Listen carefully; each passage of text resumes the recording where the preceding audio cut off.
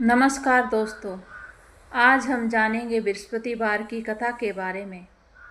बृहस्पतिवार यानी गुरुवार को भगवान विष्णु और देवगुरु बृहस्पति की पूजा की जाती है और उनकी कृपा पाने के लिए बृहस्पतिवार की कथा पढ़ी जाती है। प्राचीन काल में एक प्रतापी और दानी राजा राज्य करता था।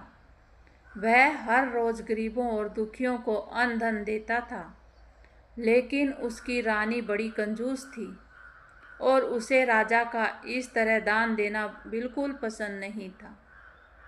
एक दिन बृहस्पति देव ने साधु का भेष धारण किया और राजा के द्वार पर भिक्षा मांगने आए।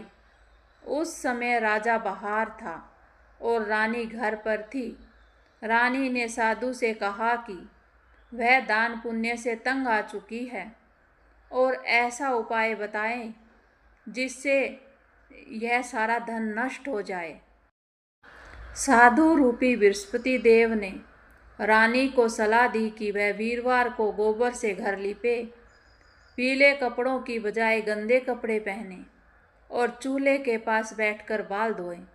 रानी ने वैसा ही किया, जिसके परिणाम स्वरूप कुछ ही दिनों में राजा का सारा राजपाट और धन संपत्ति नष्ट हो गए।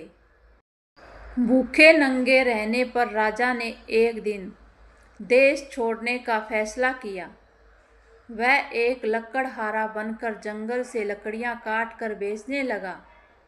उसकी हालत देखकर एक दिन बृहस्पति देव पुनः एक वृद्ध ब्राह्मण का रूप धारण करके प्रकट हुए और उसे गुरुवार का व्रत रखने व भगवान विष्णु की पूजा करने का विधान समझाया। बूढ़े ब्राह्मण की बात सुनकर राजा और रानी ने विधि विधान से बृहस्पति देव का व्रत और पूजन किया। व्रत के प्रभाव से उनका खोया हुआ राज्य, वैभव और धन संपत्ति वापस मिल गई।